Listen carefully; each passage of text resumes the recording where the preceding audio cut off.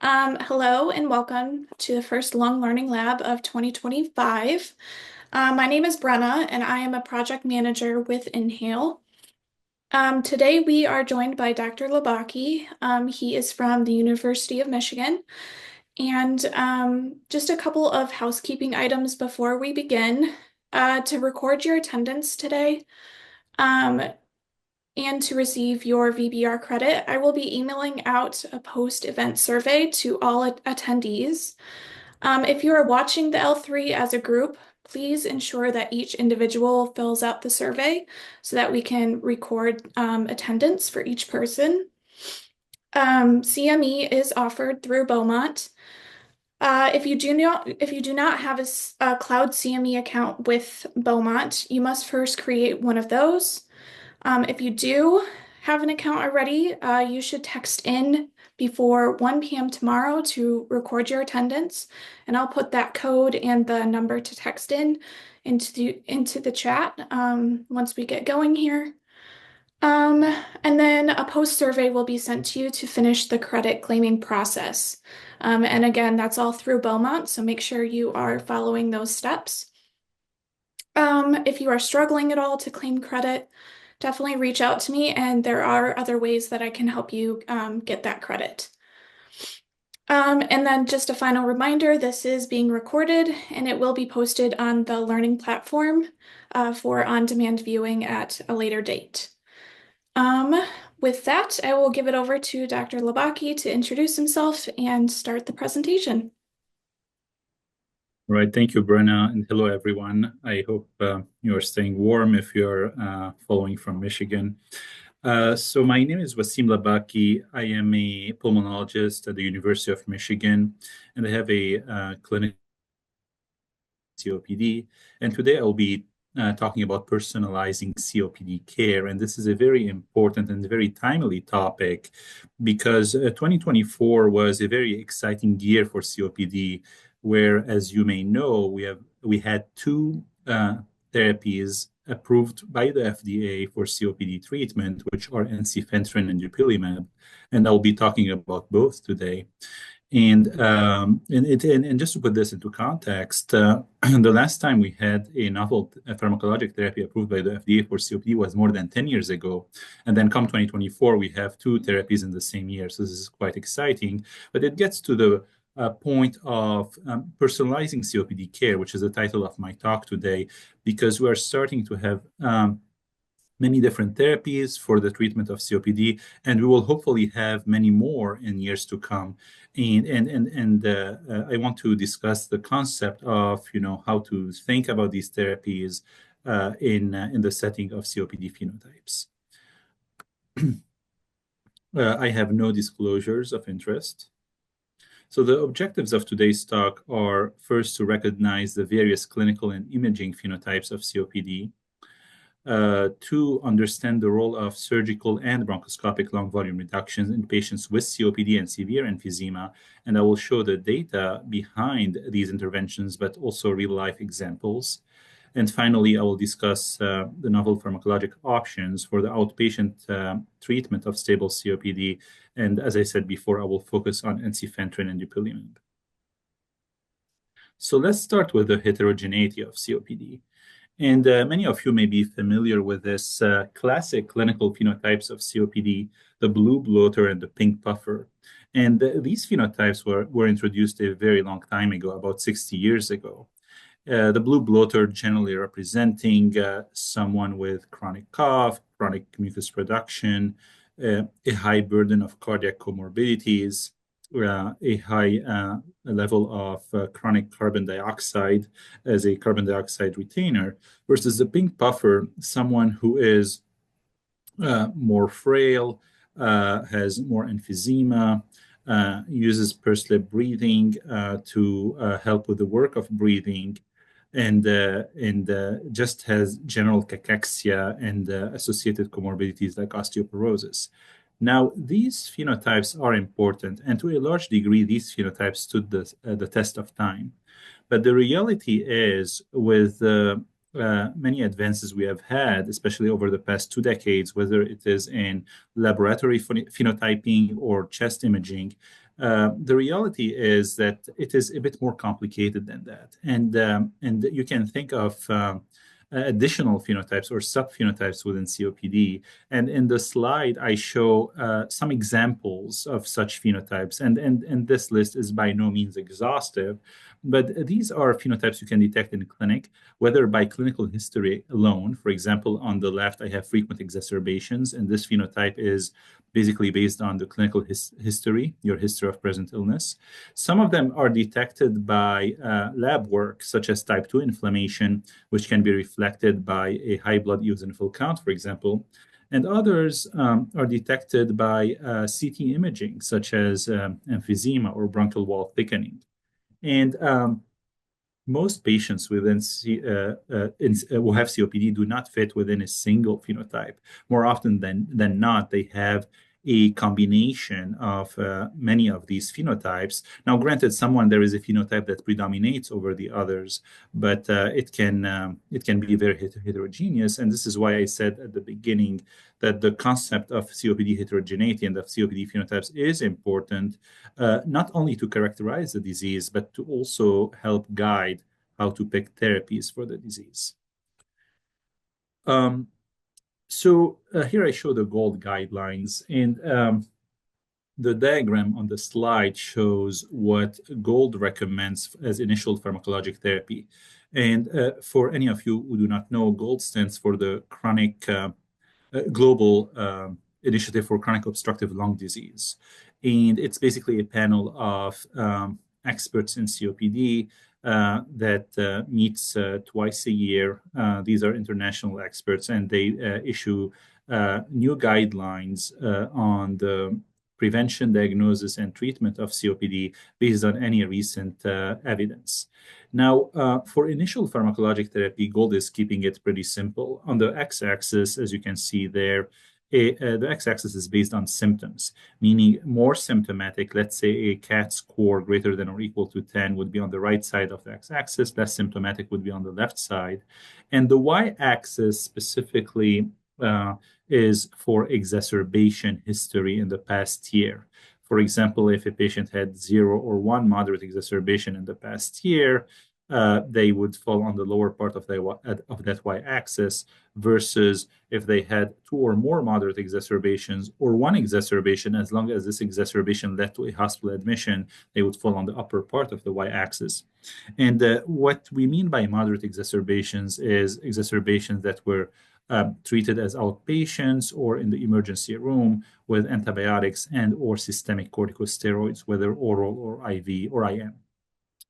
So, and based on this schema here, you end up having the GOLD staging for COPD, which can be 3 groups, A, B, and E. And initial therapy for someone in group A would consist of a bronchodilator, which could be either a short-acting or a long-acting bronchodilator. For group B, it would be the combination of a LABA and LAMA, so LABA long-acting beta agonist, LAMA long-acting muscarinic antagonist. And group E would also be a LABA plus LAMA. But if someone falls in group E and they have a very high blood eosinophil count, indicated by a value of 300 or more for this count, then it is reasonable to start with triple inhaler therapy, LABA plus LAMA plus ICS. So ICS is inhaled corticosteroid right off the bat.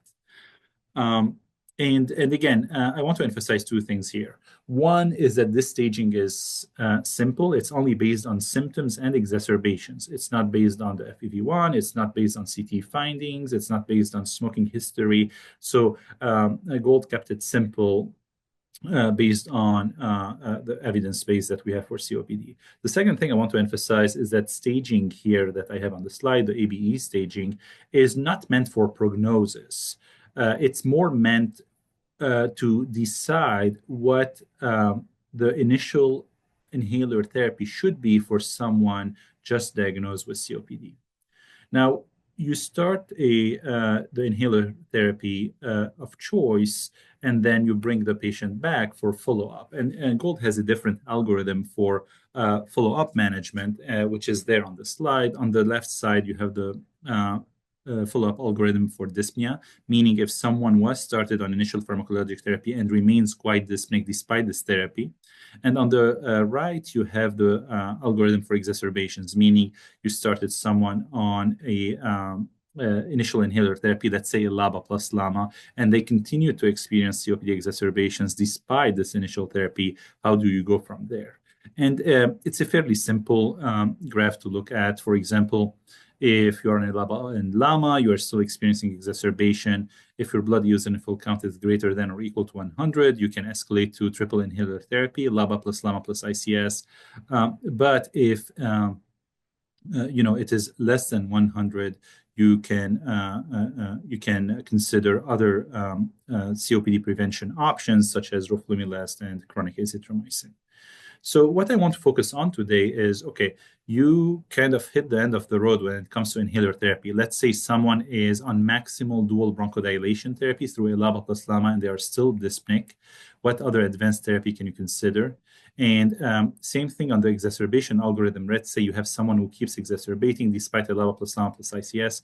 What other advanced therapies you can consider? And what I have highlighted in the red squares there are the more advanced therapies that I will be discussing today, specifically dupilumab, ensifentrine, and non-pharmacological options. The one I will focus on today is long volume reduction as a non-pharmacological option.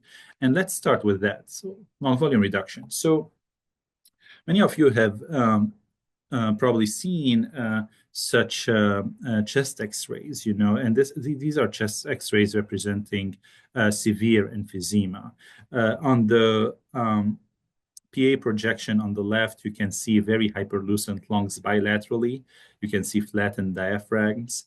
You can see a widening of the space between the ribs, again, indicative of a lot of air trapping and emphysema. And on the right here, this is the lateral view. You also see very hyperlucent lung. You see a hyperlucent retroesternal window. You also see flattened diaphragm due to all the air trapping from emphysema.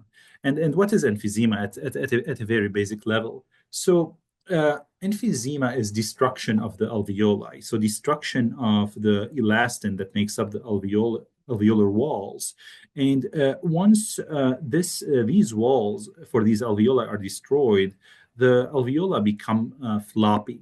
They are not as healthy. They are not as I like to call it springy in the sense that when you breathe out, your lungs, basically go in and the alveoli go in order to expel all this air out. But in a floppy alveolus, you can only push so much air out, and inevitably some of the air will be retained, which leads to hyperinflation and air trapping, which you can detect on PFTs as a high total lung capacity and a high residual volume, but which you can also detect on imaging as evidence of emphysema.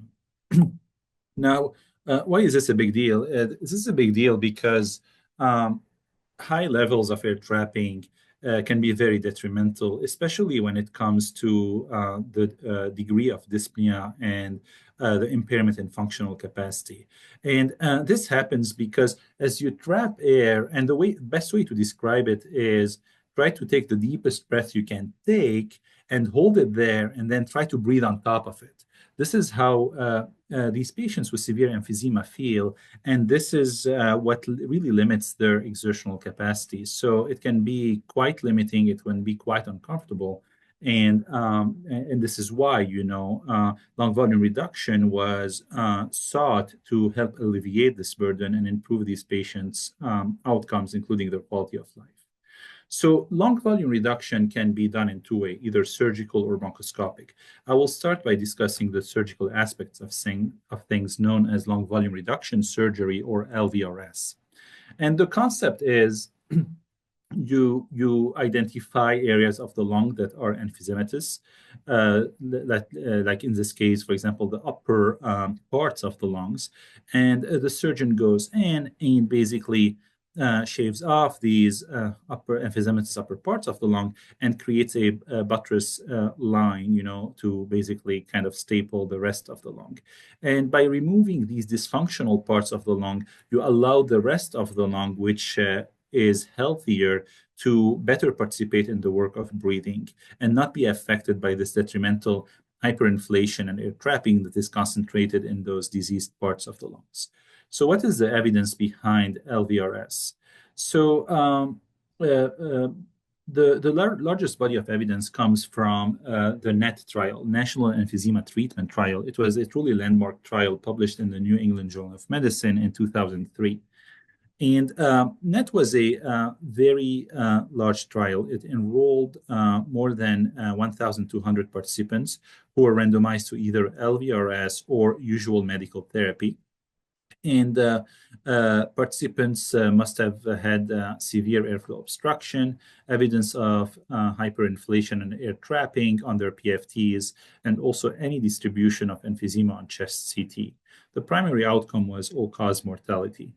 And what were the findings of this trial? So, for all comers, for all 1,218 participants, there was no difference in mortality between medical therapy and surgery. And this is shown here in the Kaplan-Meier plots. So, on the x-axis, you have the month after randomization, up to 5 years of follow-up, so 60 months. And on the y-axis, you have the probability of death. And you can see that this probability was similar between medical therapy and surgery. However, in this trial they had defined some subgroups a priori. So these were predefined subgroups. And if you focus on the left upper corner here, those who had upper low predominant emphysema and low baseline exercise capacity had better survival with the surgery, LVRS, compared to medical therapy. So let's unpack this a bit. What do I mean by upper low predominant? Meaning the emphysema was mostly concentrated in the upper lobes bilaterally, as opposed to the lower lobes, or as opposed to an equally diffuse emphysema in the upper and lower lobes. Now, how did they define low baseline exercise capacity? This was not based on a 6-minute walk test. It was more based on a CPAT, cardiopulmonary exercise testing. And low was defined as less than 25 watts for women and less than 40 watts for men. And looking at this Kaplan-Meier curve here, again, you have time on the x-axis, probability of death on the y-axis. You see that people in the surgery had a much larger survival benefit, up to 5 years of follow-up, compared to those who were randomized to the usual therapy group. Now, if you look at the other combinations, meaning someone who had upper low predominant emphysema but high baseline exercise capacity, or non-upper low predominant emphysema and low baseline exercise capacity, the survival benefits were similar between medical therapy and surgery. And also look at that right lower quadrant here, where those with non-upper low predominant emphysema and high baseline exercise capacity did actually worse with surgery. Okay, you see the probability of death is higher with surgery compared to medical therapy, and this was statistically significant. So this highlights the idea that LVRS can be a very helpful procedure, but only in the right phenotype, meaning upper low predominant emphysema and low baseline exercise capacity. And just to show you how this plays out in practice, so this is a real example where this patient, and I'm showing cross-sectional slices of their CAT scan. You see like towards the upper parts of the lungs, here at the level of the mid-trachea, this patient had a lot of emphysema bilaterally, as denoted by these hyperlucent confluent spaces with a destruction of normal lung tissue and a lot of hyperinflation. Now, when you scroll down to the level of the segmental bronchi, so this is just beneath the carina, you see that this patient still has a high burden of emphysema in some parts, but you see the appearance of more normal lungs, which is more gray here. And finally, if you look at the bases, the long bases bilaterally, again, this patient still has some emphysema, but much more healthy lung in areas like here and here. And you can see this gradient from upper to lower, how the emphysema is concentrated in the upper parts of the lung. And here I show what happened to this patient before and after LVRS. So this patient underwent bilateral lung volume reduction surgery. And you can see that when you go from before to after LVRS, their FEV1 doubled, which is quite remarkable, because We have no such therapies other than interventional therapies that can really consistently, affect such change. And also the residual volume, which is a measure of air trapping, was nearly cut in half. So it was a big deal. But more importantly, this patient derived significant benefits from a clinical standpoint in terms of the burden of their dyspnea, their quality of life, their exertional capacity. So this therapy was very helpful for this patient. And again, obviously, this was supported by the data from the NET trial, which I just showed. Now, there is another way to perform lung volume reduction, which is the bronchoscopic way. And this would be by inserting one-way valves in the lung to deflate a given lobe of the lung. So there is no surgery here, there is no cutting, but the concept is similar in the sense that you deflate the part of the lung that you want to get rid of, which would be basically similar to cutting it out like you do in surgery. And there are two FDA-approved valves to perform such procedures, the Zephyr valve on the left and the spiration valve on the right. And the idea is, let's say you identify a lobe of the lung that is most affected by emphysema compared to other lobes of the lung. And let's say the lobe is here, you deploy these one-way valves in all the airways leading to that lobe.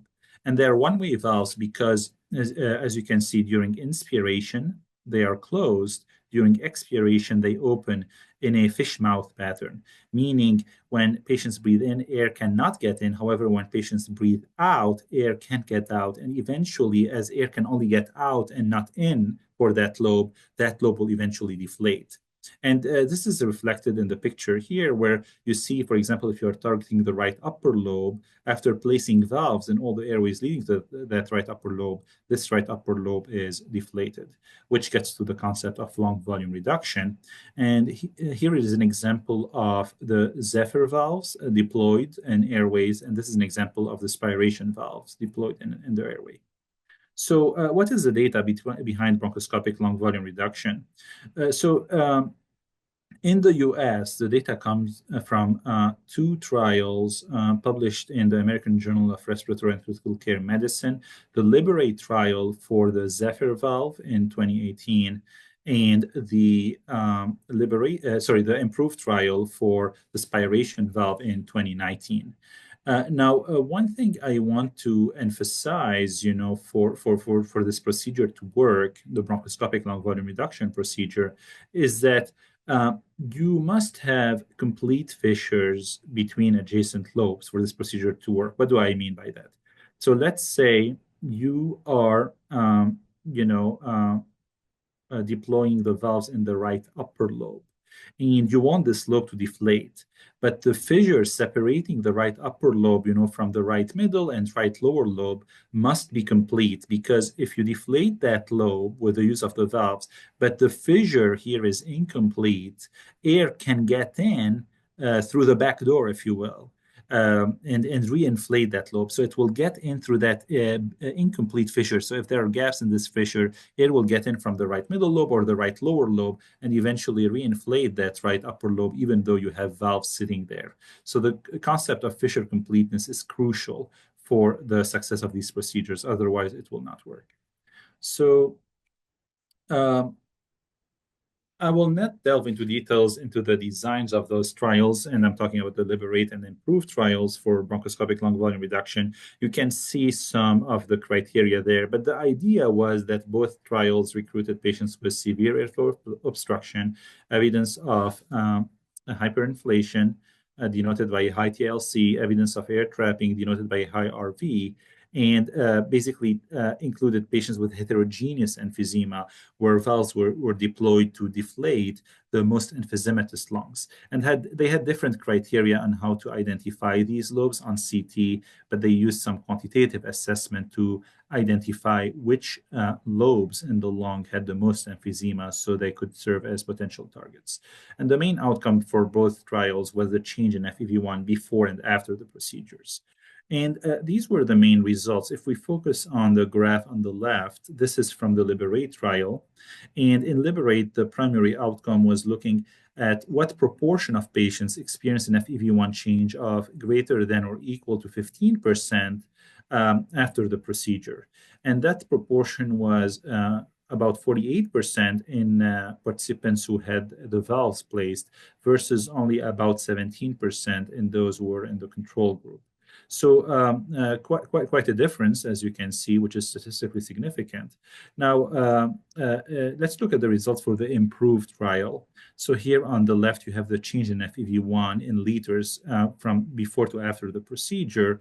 And at 6 months and also at 12 months, you can see that those who had the valves placed, which are denoted in blue, had a larger improvement in lung function compared to those who were in the usual care group in red, which had like stable to decreased lung function on average. Now, one thing I want to highlight is there was a lot of heterogeneity of treatment effects, meaning even in those randomized clinical trials, in the Liberate trial, about half of patients derived benefit from the procedure, at least as far as the FEV1 change goes. And same concept in Improve, as you can see the width of the standard error bar here, which again reflects a lot of heterogeneity. And this is something to keep in mind when discussing these therapies with patients in clinic. Now, I will give you a real life example of how this treatment may work. So this is a real patient, and this is basically the analysis of their CAT scan by the Stratix software to basically quantify the severity of emphysema and of fissure and the degree of fissure completeness between the lobes. And I will guide you through that, and I'll ask you to focus on the left lobe for a second. So this left lobe, so here the left lung, I mean. So this is left upper lobe. This is the left lower lobe, and you see that the left lower lobe has a much higher score for emphysema, 77%, compared to the left upper lobe, 51%. Now, obviously, the left upper lobe has a significant degree of emphysema, but the left lower lobe has much more emphysema. This gradient of 26% is quite large, and therefore this patient may benefit from a placement of valves targeting the left lower lobe to basically achieve collapse or atelectasis of that lobe. And also the fissures, were complete, and they were read by the software as being 96% complete. Usually greater than 95% complete is a good threshold to try to proceed with the procedure. So showing you how things played out for that patient. So here I have the coronal images of their CT before the procedure. And if you look at that left lung, you see that the left lower lobe is very hyperlucent, very hyperinflated, pushing that left major fissure up and potentially infringing on the good functioning of the left upper lobe, which has some emphysema, which is definitely healthier.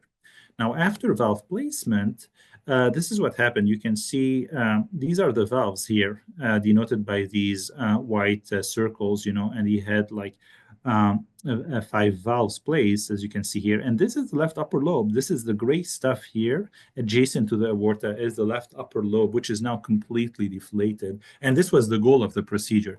Everything you see here, sorry, I meant the left lower lobe, left lower lobe. Everything you see here is the left upper lobe. So everything that has remained is the left upper lobe. One thing you will notice is after deflation of the left lower lobe here, the diaphragm is in a better position, compared to here where it was more pushed down and flattened. And another way to look at it also is in these sagittal images. Again, you have this is before the procedure, left upper lobe, left lower lobe separated by a complete fissure. And here you see an example of it that you don't see any gap in the fissure. It's fully complete. And this left lower lobe being very hyperinflated and showing severe emphysema. So after you look at the same cut with the valves in place, these are the valves in white. You see the left lower lobe is completely collapsed and deflated, again, which was the goal of the procedure.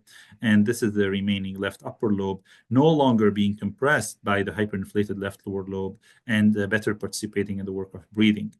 Now, in terms of the numbers before and after the procedure, you can see that this patient's FEV1 doubled. The residual volume, which is a measure of air trapping, was cut in half. And again, very importantly, this translated in very meaningful clinical benefits in this patient's life in terms of improved exertional capacity. So this patient really liked to golf and was able to resume, their hobbies, including golfing, without difficulty.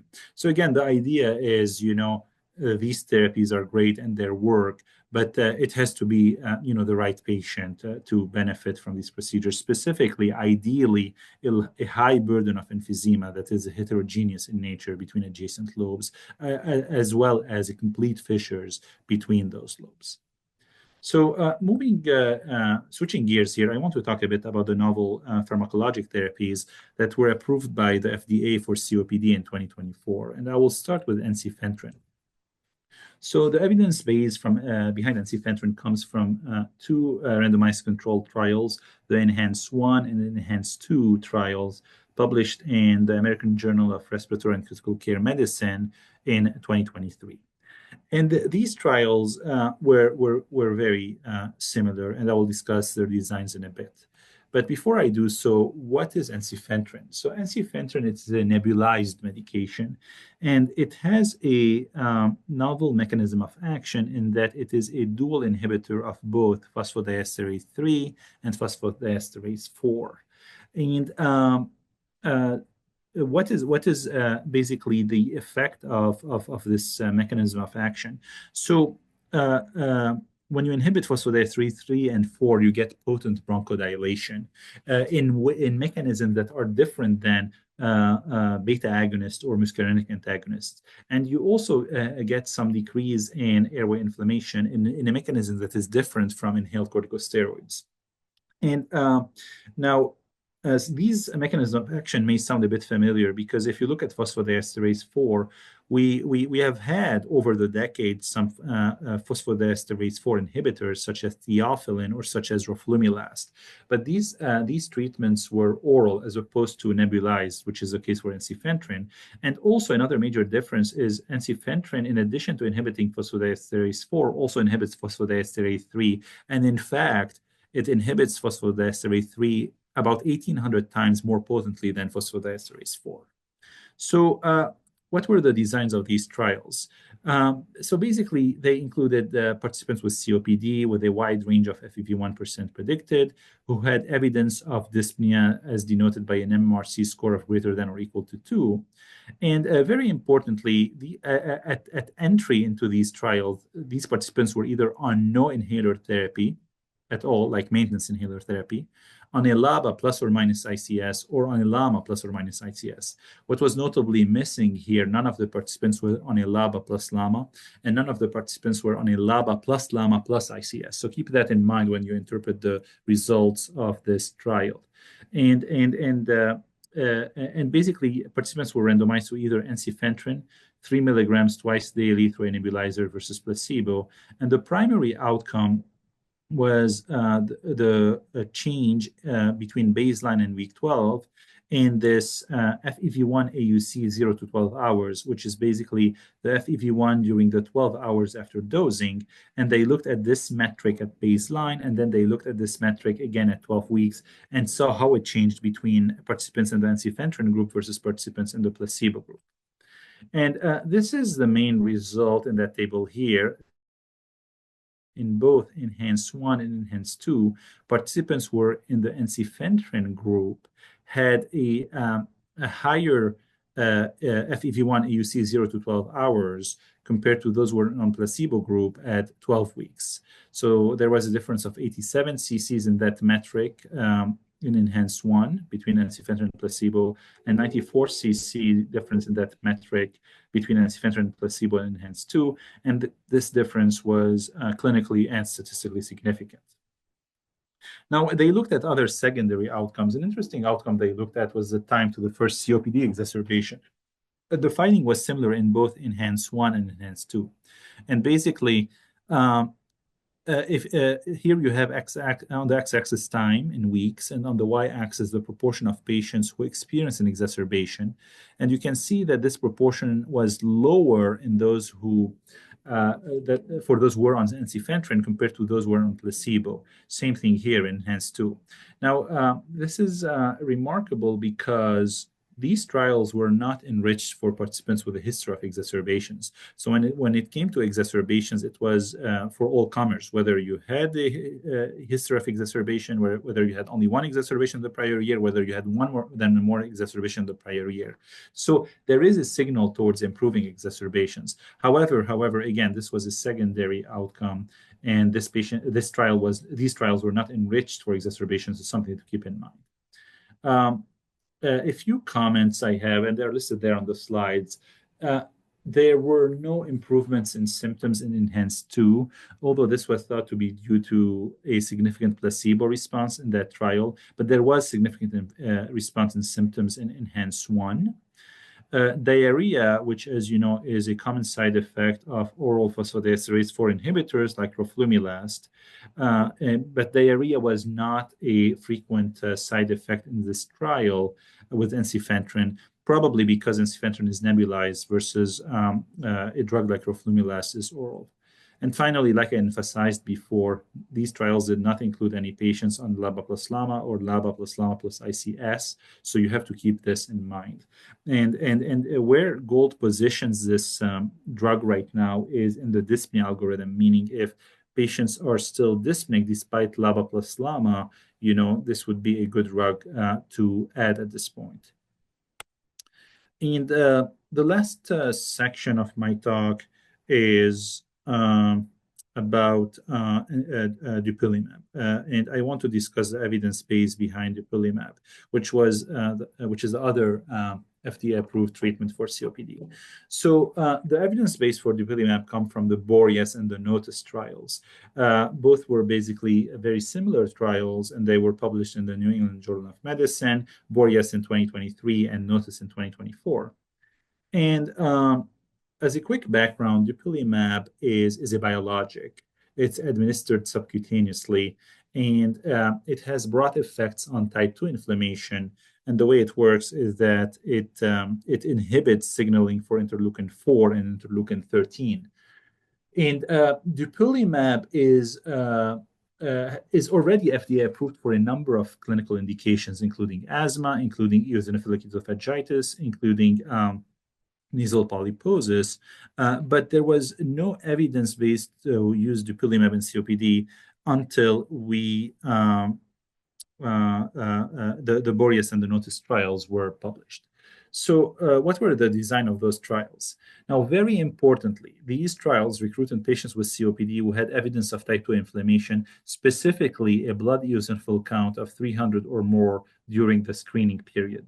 So this is a very key point. Okay, this was not all comers with COPD. This was specifically those who had a blood eosinophil count. They must have had a history of exacerbations in the prior year. They must have been on triple inhaler therapy, and they must not have had asthma as a current or past diagnosis. And this point is key because dupilumab works in asthma, is approved for asthma, so it was important to try to exclude these patients with asthma. These participants were randomized to either dupilumab 300 milligrams subcutaneously every 2 weeks versus placebo. And the primary outcome was the annual rate of COPD exacerbations for 52 weeks. And here I show the main results of both trials. So on the left, you have the results for the BOREAS trial. On the right, you have the results for the NOTUS trial. And looking through these Kaplan-Meier curves, you have the time in weeks on the x-axis up to 52 weeks. And then you have the cumulative number of COPD exacerbations on the y-axis. And you can see that in both trials, participants who were randomized to dupilumab in orange here had a lower frequency of COPD exacerbations compared to those who were randomized to placebo. And if you look at the rate ratio to quantify this benefit, it was very similar, which supports the consistency of this finding. And specifically looking at the rate ratio, you will see that dupilumab reduced the frequency of COPD exacerbations by 30 to 35%, in these patients compared to placebo. And this is quite remarkable because, again, remember, these patients were already on triple inhaler therapy, LABA plus LAMA plus ICS. They looked at other outcomes in these trials, specifically the FEV1 change, over time. And as you can see here, participants who were in the dupilumab arm, denoted here by the orange line, had a higher improvement in their FEV1 over time. And this higher improvement initially manifested by a large increase during the first 2 weeks that was later maintained throughout the duration of the study. So a few comments on these trials. First of all, how might these biologics work? Well, they inhibit interleukin 4 and interleukin 13 pathways, as I mentioned previously. And these pathways, by inhibiting these pathways, you can get a decrease in airway remodeling, goblet cell hyperplasia, mucus hypersecretion, which may in turn manifest in a reduced COPD exacerbation frequency and a better lung function. Now, remember, these patients these trials enroll patients with a higher blood eosinophil count and with chronic bronchitis. So, how this biologic may work in people with lower blood eosinophil counts or without chronic bronchitis remains to be determined. And the patients in these trials were followed up to 1 year. We need more data or more real life evidence of the effects of these biologics beyond the first year. And my last two slides here, I want to emphasize basically the concept of identifying the COPD phenotype or phenotypes that a patient may have and how advanced therapies can be targeted for these phenotypes. And I've already discussed some of these examples in my talk today. But for example, if someone has emphysema predominantly in the upper lobes, lung volume reduction surgery or LVRS may be a good treatment option. If they have emphysema in a specific lobe and they have complete fissures, bronchoscopic lung volume reduction may be a good option.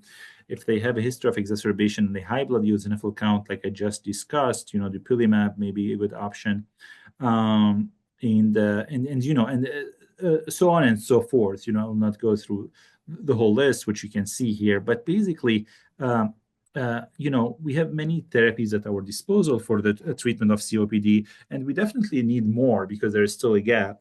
But among the therapies we have right now, some of them are pharmacologic, some of them are interventional, some of them are behavioral, basically identifying which phenotype this patient have and targeting therapy accordingly so you can prioritize treating the drivers of the disease for that specific patient.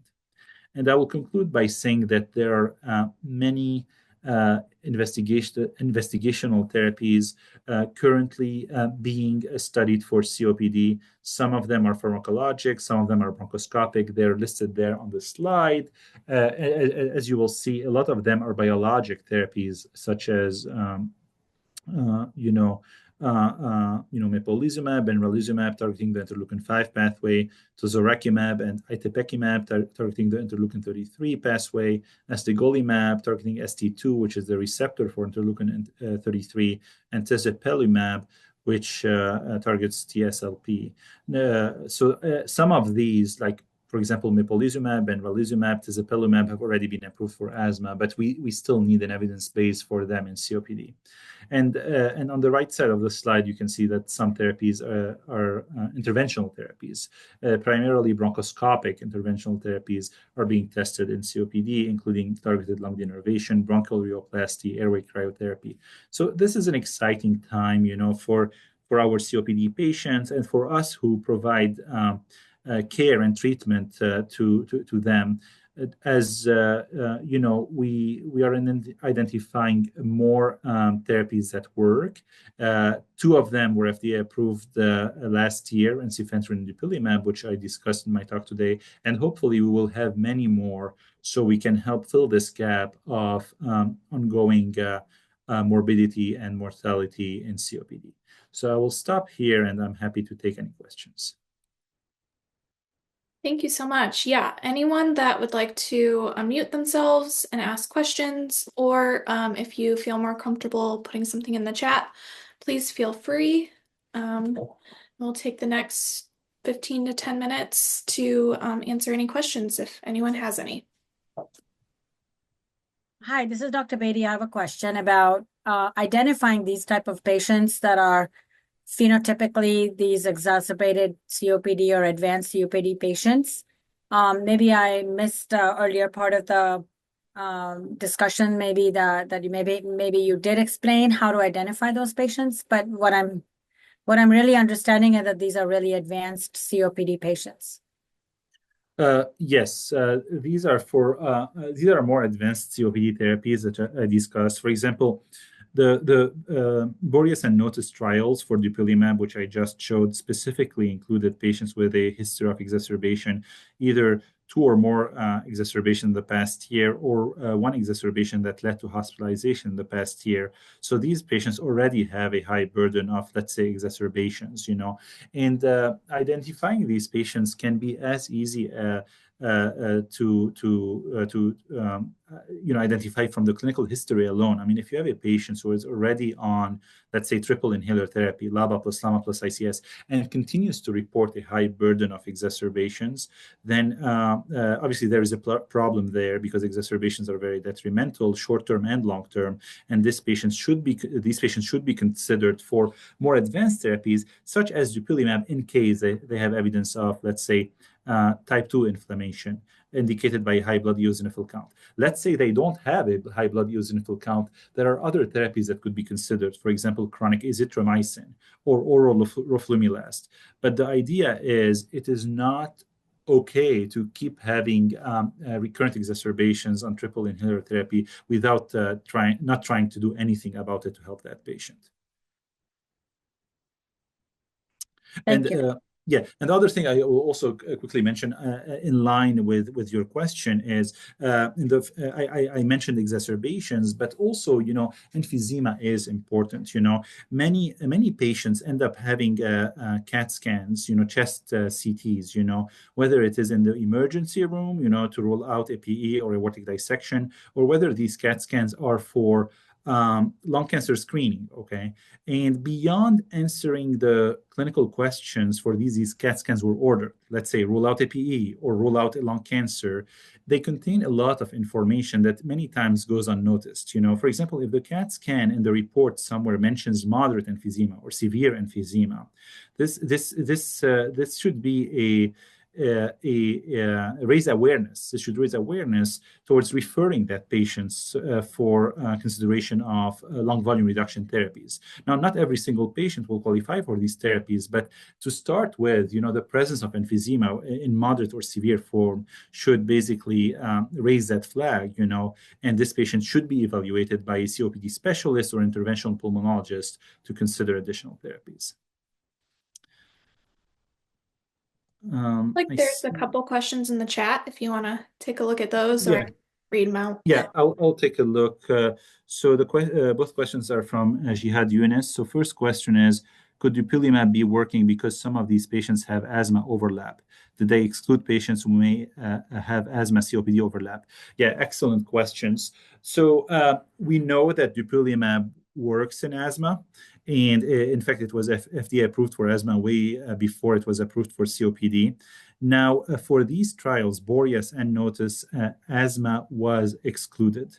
And now, granted, it can be a fine line, but the investigators in these trials tried to go to a great length to do the best they can to exclude asthma from these trials because there was no point in including patients with asthma COPD overlap in these trials because we know that dupilumab works for these patients. So yeah, and this is why these trials were important and which eventually led to the FDA approval of dupilumab for COPD. And second questions, also by Jihad Yunus, how do you approach the patients who want to keep smoking, especially as their condition is rapidly worsening? Yeah, this is a great question. And there is not a single solution. There is not like I mean, different approach may work for different patient, but part of it is knowing what exactly is going on with the patients. What are the barriers, to smoking cessation? What are the struggles, to achieve smoking cessation? And also, approaching the problem from an empathy standpoint. Many of these patients may have started smoking at a younger age when they were teenagers, to fit in with their groups, and then eventually, because of the properties of nicotine, got addicted to smoking, and then it's much easier said than done to quit smoking and get away from the addictive effects of nicotine. So the way I go about it is to, one, express empathy, show support, explain to the patient that there are FDA-approved treatments for smoking cessation, explain to this patient that a smoking cessation counseling, like having basically a coach for smoking cessation, is important and can supplement these therapies, and letting the patient know that you're here to support them and do everything you can, whether in terms of counseling or therapies to help them quit smoking. And also emphasize a couple of points that many of the therapies we currently have available work better in people who quit smoking as opposed to people who are still smoking. One example of this is chronic azithromycin for COPD exacerbation prophylaxis. Chronic azithromycin is well known to work better in people who quit smoking as opposed to people who are currently smoking. So this may be an incentive for these people to, quit smoking. Another incentive, just to make it more relatable to each individual patient, is bringing it to their own life. Like, what would you look forward, to achieving or to celebrating in your own life, if you'd have less burden of disease when you quit smoking, And some people may mention different things. Some people want to spend more time with their grandkids. Some people want to take new hobbies that may involve some exertion, et cetera, et cetera. But it's all, again, there's not a single solution. It's all about the patient-physician relationship here and tailoring the approach to that specific patient. I hope this answer is helpful. I have a question, possibly. I was just wondering if you could speak to how pulmonary rehab could possibly fit in with all of this, or your experience with using pulmonary rehab with some of your patients. So, Yeah, that's a great question. I cannot emphasize the importance of pulmonary rehab enough. Again, I cannot emphasize it enough. Pulmonary rehab is such a helpful therapy for our COPD patients on so many levels. From first of all, people sometimes think of it as a gym program or whatnot, which is not true. It's truly a comprehensive program, where patients get education on nutrition, on their disease, on inhaler use, on mucus clearance therapies, and also get stronger with the benefit of different kinds of exercises and training, including aerobic training and strength training. And also they get to form a community, with their, like respiratory therapists, exercise physiologists, but even more importantly, with their peer patients, enrolled in these programs. So the benefits of these programs are multifactorial. One, they can improve the disease, the symptom burden of the disease. They can improve exertional capacity, but they can also improve hard outcomes such as healthcare utilization, COPD exacerbations, and even mortality. There was a study published in JAMA in 2020 that showed that if patients are referred to pulmonary rehabilitation within 90 days of being hospitalized for exacerbation, this had long-term effects on mortality. So it's multifactorial. There is no such thing as a losing equation when it comes to pulmonary rehabilitation. And then keep in mind, you do pulmonary rehabilitation on top of everything else you are still going. It doesn't replace anything. It really complements and enhances everything else you are doing. thank you. Any other questions? We have about 4 minutes left.